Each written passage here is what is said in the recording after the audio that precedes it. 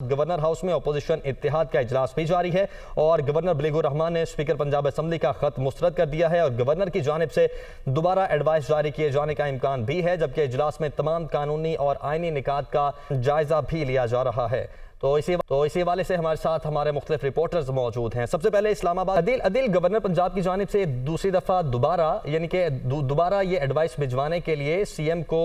मुशावरत की जा रही है वज़ीर आज़म शहबाज शरीफ और गवर्नर पंजाब के दरमियान। तो मुशावरत अभी कहाँ तक पहुंची है? क्या दूसरी दफ़ा दोबारा से वो एडवाइस अब भिजवाएंगे या 4 बज चुके हैं तो सिर्फ डी नोटिफाई करेंगे वज़ीर आला को?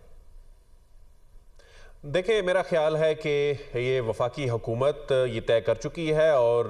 गवर्नर ये तमाम चीज़ें तय पा चुकी हैं और वो अपने इस मामले पे उन्होंने स्टैंड ले लिया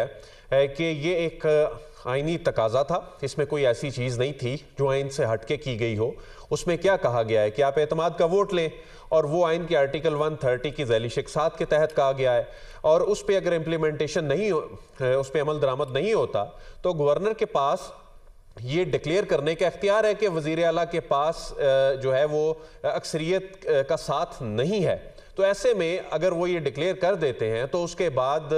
जो अगला लाया अमल जो कि लीगल माइंड्स हैं, इनकी जो कानूनी टीम है ख़ासतौर पे नून लीग की, वो ये कहते हैं कि इलेक्शन में जाना होगा, सीएम के इलेक्शन में जाना होगा और सीएम के इलेक्शन में उसमें पहले फेज़ में अगर कोई 186 नहीं लेता नंबर तो उसके बाद फिर दोबारा इलेक्शन में सेम डे होगा और जो मेजॉरिटी लेगा वो सीएम बना लेगा। पाकिस्तान तहरीक इंसाफ के पास नंबर्स भी मौजूद थे और मौजूदा जो पॉलिटिकल सिचुएशन है इसमें कोई ये अफोर्ड भी नहीं कर सकता था कि कोई डिफेक्शन कर सके। अगरचे डिफेक्शन का मामला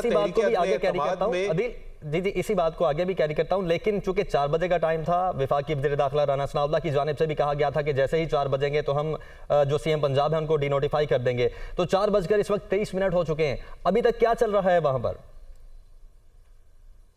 देखें, अभी तो चूंकि नून लीग के लोग भी वहां पहुंच रहे हैं पंजाब असम्बली में, चूंकि वहां पर वो एक पूरा माहौल तो बनाने की कोशिश की जा रही है ना कि देखें जी अरकान भी आ गए, इजलास बुला के एतमाद का वोट नहीं लिया गया। शायद राना सनाउल्लाह साहब ने तो वो जो 4 बजे की डेडलाइन दी वो इस तरह से तो मुमकिन नहीं था, क्योंकि अदालतों में जाके आगे ये चीज़ें और इस तरह का जो अमल है कि जी 4 बजे इन्होंने नोटिफिकेशन जारी कर दिया, इसका मतलब है इसमें कोई बदनीयती शामिल थी। वो तमाम चीज़ें इस्टेब्लिश तो करनी है ना कि आज 4 बजे इजलास बुलाया गया, वो इजलास जो है इतने घंटों इंतज़ार के बाद भी ना हो सका। जब यह इजलास नहीं हुआ, एतमाद का वोट नहीं लिया, गवर्नर ने अपनी आईनी पावर इस्तेमाल करते हुए जो है वो, जिसमें उनको आईनी तौर पे इख्तियार है कि उनकी खुशनुदी हासिल रखे बगैर सीएम कंटिन्यू नहीं कर सकते, तो उसमें गवर्नर जब वो डिक्लेयर करेंगे तो उसके बाद भी ऐसा कोई तरीका नहीं है कि वो उनको डी नोटिफाई करेंगे, वो डिक्लेयर करना पड़ेगा उनके पास उनके साथ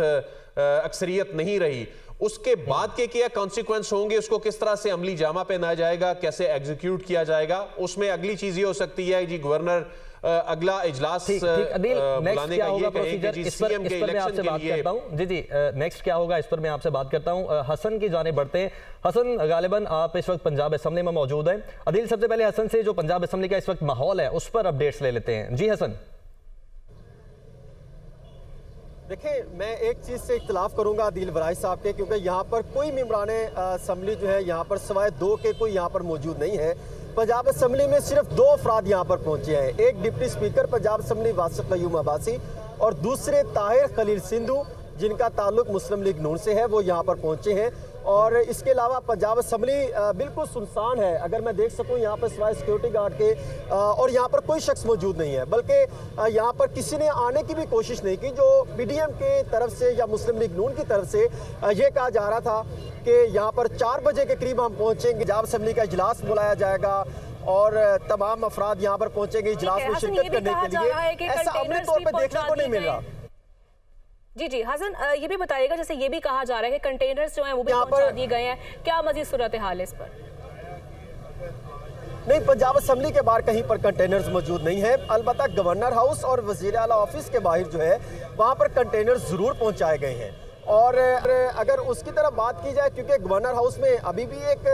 पीडीएम का आला सतही इजलास जारी है और कुछ दिन पहले आसिफ जरदारी साहब और शहबाज शरीफ का टेलीफोनिक रब्ता भी हुआ और उसमें उन्होंने ये बात बिल्कुल कैटेगोरिकली जरदारी साहब ने शहबाज शरीफ को कही है कि अगर हम वज़ीर आला पंजाब को हटाते हैं और वज़ीर आला का इंतखाब होता है तो उसमें पाकिस्तान पीपल्स पार्टी का कोई उम्मीदवार नहीं होगा। उनका ये कहना था जरदारी साहब का कि मैं बिलावल भुट्टो से ज़्यादा हमजा शहबाज को तरजीह देता हूँ पंजाब में, क्योंकि पंजाब में मुस्लिम लीग नून की ज़्यादा अक्सरियत है, तो इसलिए मैं चाहूँगा कि हमजा शहबाज या मुस्लिम लीग नून का कोई उम्मीदवार जो है वो पंजाब में वज़ीर आला का उम्मीदवार हो, तो हम उनको सपोर्ट करेंगे। यानी उन्होंने ठीक है हसन, आगे बढ़ते हैं, लेकिन सबसे लियाकत को भी इन्वॉल्व कर लेते हैं। लियाकत अंसारी गालिबन इस वक्त ज़मान पार्क में मौजूद है। लियाकत बताइएगा, यहाँ की आप क्या सूरत हाल देख रहे हैं, कौन कौन लोगों से किन किन की मुलाकातें हो रही हैं?